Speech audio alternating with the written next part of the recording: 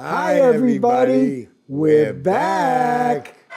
Next on My North End. Alex has an axe, and the producer is in her crosshairs. How do I do this without hitting my producer, Gino? Richie hits the fruit stand, pepper pranks. I cut the end of the pepper off, then I put it on my nose. And Joe finds a family that saved an old North legend. That's the original weather vane. Yes, it is. It's up there today. All that and more I'm impressed. on My North End. Welcome back for another episode of My North End. We're shooting today from the Cantina Italiana. Cheers. Cheers. It opened in 1931, which makes it the oldest existing restaurant in the North End. We'll be telling the full story of this place in a future episode. But for now, check out Alex as she unleashes her inner warrior princess. This is the sound of fun.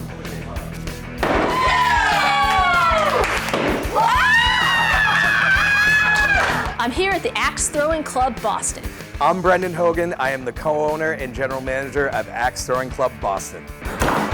Oh my God, she's a natural. Tell me something about the history of this place. We started this place almost a year ago. I met this guy that wanted to start it up, and I was the right person to start the place for him, and it's been a blast ever since. This is my first time here in Boston from South Carolina, and I'm gonna do my best.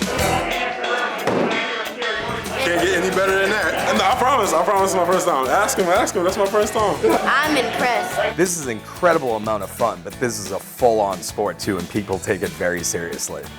Not bad. A little less power, a little more power. Do you think it'll be an Olympic sport someday? Canada's been fighting to make this an Olympic sport since the sport started in 2016.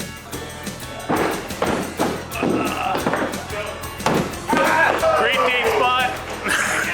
I'm holding an actor. Not going well, but Yeah. Hopefully it goes well, because the if it rest of doesn't, it'll go well. she's got an axe. Do you allow people to throw axes at pictures of their exes or political figures? Political figures, no, but exes, yes. We put up photo albums in a big group the other night, put up their exes, and they just smashed it with axes. Yeah, there you go. It's our first time here, all of us. We're up for an adventure, and they were really supportive when we walked in the door, and it feels good to work those muscles in a new way.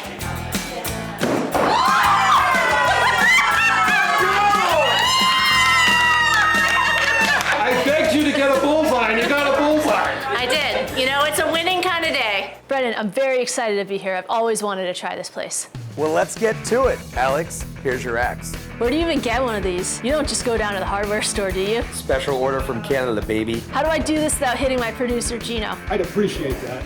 I think we should do it twice and hit Gino, too. Standing on the red line just like this. Bring Yeah. the legs out a little bit. All right. Awesome. Put the axe out straight, make a fist. Lower your hand a little bit on it. Yep. Awesome. Now kiss them together. Uh-huh. Come straight back over your head. Yep. Bring it up a little bit. Yeah. Beautiful. And now when you're going to throw it, you're going to lean all the way with it at that red circle. All right. When you're ready. Ready? Yep. Like this much more force. Yeah. All right. And really like fall all the way out. Okay, Gino, this is the money shot. Make sure you get it. Alex, this is a beautiful fort. That is a great score. Right over here, if you're in the red paint at all, that is a bullseye. That's worth 6 points. This line, each one of them, if you're on the line, you always get the higher point value. So this would be a 3, a 2, and a 1. And these kill shots, all you have to do is tap them. Those are worth 8 points. Even if it doesn't stay? It does have to stay. Any one of the axes have to actually be in the board in order to count the points. Got it. So I heard you're a bit of a trick shot artist. I'm pretty amazing. Let's see what you got. All right. Oh, well now I'm impressed. Well, now it's time to bring out the big guns. Oh yeah?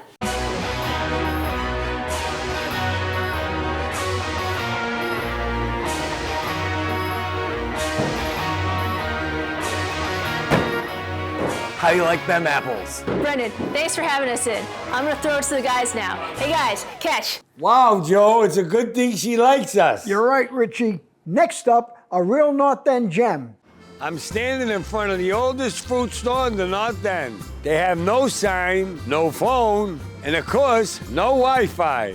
But what they do have is some of the best produce in Boston. I'm Alba, and welcome to Alba Produce. Alba, this place is amazing. Tell me the history. You remember Rosario Magavero. He had this store for, I'd say 40-something years.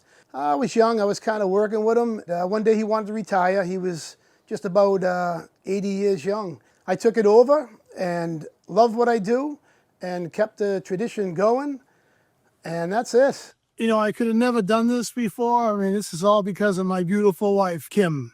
She totally understands the amount of work that I put in, and she's very, very patient with me. So I do thank my wife for being behind me through this whole business. Why no sign of phone? That's a good question.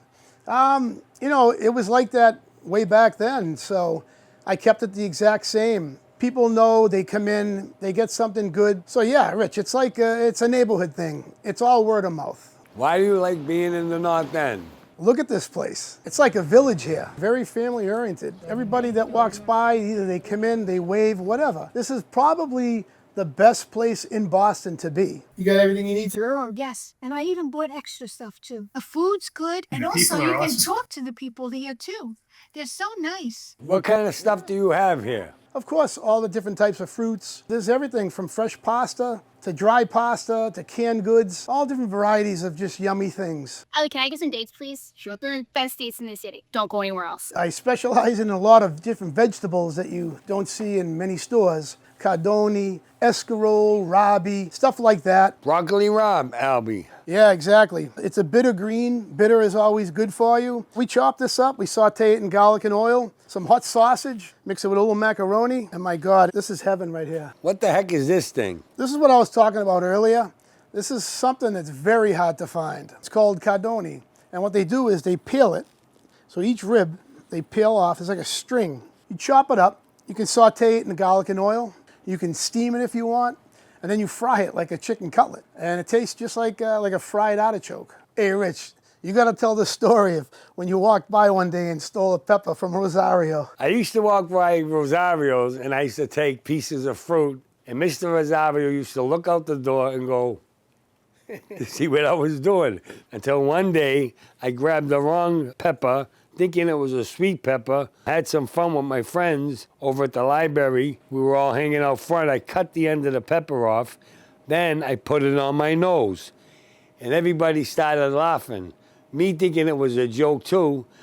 All of a sudden, it was there for about 5 minutes. I'm laughing, having fun with my friends. When I took it off, I felt a tingle on my nose. And after about maybe 3 or 4 minutes, my nose was on fire. I had grabbed a hot pepper, and the pain was unbearable. I guess it was one way of being punished. That all you need today? That's all I need, darling. All right, Jojo. You don't get many tourists here, do you? Believe it or not, they do come in. They'll come in for an apple or a water or whatever. They don't have a fruit store where they live. They take pictures and they ask a million questions. It's all fun. What happened to the potbelly stove that was here? We had the potbelly stove right here, and we used to heat the whole store up. People used to come in from outside. You could smell the burnt oranges and tangerines on top from corners to corner. The city changed some laws, and we had to get rid of it, so we just kind of put it in the basement for now. When I broke the stove down, it was absolutely too heavy, so I got some in the basement, and I got one piece right over there. I could not move that. What is this thing? That's my computer system. So like earlier when somebody came in, Carmelina's. He owes me $10. See? And we file it. This computer never crashes. Albie, thanks for having us in. I'm going to pick some peaches out for Joe. Peaches, they're out of season. Get him something like this. He'll love these. Cactus pears. Very sweet, very, very popular in Italy, especially around here in the North End. Just cut the tops off, make a slice, open it up, and eat everything inside. Amazing. This looks good. Joe will like it. Of course he will. Hey, Richie, where's the fruit you promised me? I'm sorry, Joe. Wow, Richie, you scoffed it all. Yeah. Next, we just can't get enough of that old North Church. Back in 1954, during Hurricane Carol, I was standing on this very corner with a friend of mine, Dante DeFranzo, and we're standing here watching the old North Church. The steeple was swaying back and forth. It was on springs back then. We saw the old North Church tip over and fall onto two buildings on Hull Street. The noise was tremendous. Right after that, I say about 5 minutes later, The eye of the storm came over the north end. The sun was blaring and everything. It was quite a sight. We're here in front of the Old North Church, and I have two fellas over here, lifelong friends, Stephen and Joe Scabizio, who are brothers, and we have a story to tell you. August 31st, 1954. That's when Hurricane Carol devastated the East Coast. And what happened was, it knocked down the steeple of the Old North Church. Pieces hanging all over the place. The big damage that there was damage to this fence here, which my grandfather, the Sebastiano Scapico, repaired it, and any other damaged things that were in the church that had to do with metal. 70 years later, it's still standing. Probably the most important thing that he repaired and restored was the weather vane. At the time, my grandfather was an ironsmith, and so he has done a lot of work with the Saugus Iron Works. When the weather vane was damaged, they said he's the only person that can fix this. So they brought the weather vane to my grandfather, and him, along with my Uncle Peter and my Uncle Louis, they repaired the weather vane. This is a copy of the Italian News. It was September 24th, 1954, so about 4 weeks after the hurricane. And the most important part, it says Italian skills save relics. And what it is this is the oldest piece that my grandfather ever worked on. And he learned this skill from his father and his father's father. Ironwork was a trade, and they were craftsmen, they were artists. Stephen, you showed me this book. Can you tell me what it's about? What it is, it's about old weather vanes in New England. Most important part for us is, it's my grandfather, Sebastiano Scapico, and my Uncle Peter. What it is, you can see he's polishing the ball on the top of the weather vane. Now, this is the weather vane that was damaged and destroyed with Hurricane Carol, and it's on the top of the Old North Church. Wow, that's beautiful. That's the original weather vane. Yes, it is. It's up there today. Yes, it is. Wow, that's amazing. That's history. Joe, in addition to that, he was responsible for a good number of other iron projects all over the city. A lot of the gate work around Paul Revere's house, most of the fire escapes, if not all of the fire escapes around the city. He did a lot of the detailed iron work with the candles in the churches all over the archdiocese. My uncle told me anytime they got a contract to do anything for the archdiocese, everything else went on the back burner into my uncle's hands. He personally took charge of that. The thing that I used to always admire was the old feast lights that they used to put up in the streets. Always had a thing for them, always fascinated from them. Never found out until later on my grandfather made them all, if not him, my Uncle Peter. Joe, what is that weather vane supposed to look like? Technically, Richie, it's a flag, a swallowtail banner for wind direction. Old North was once the tallest building in Boston, so it helped sailors navigate into the harbor. Where else do you get this stuff? That's all for this episode. But no worries, we'll be back soon with more stories, history, and fun facts about my North End.